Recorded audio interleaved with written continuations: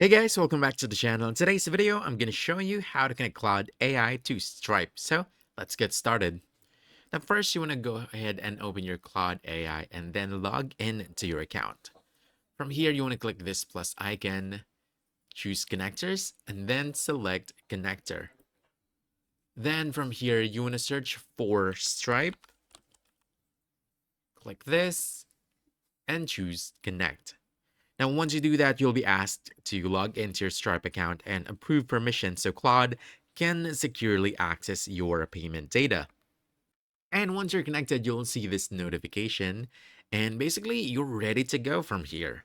Now, instead of manually checking your dashboard, you can just ask Claude things like show recent payments or maybe summarize this week's revenue, and it'll pull the data instantly.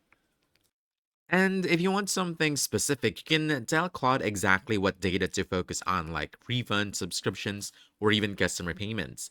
And if you ever want to manage access, just go back to the connector section from here by clicking this plus icon, choose connectors, and from here, you can review or change permissions anytime.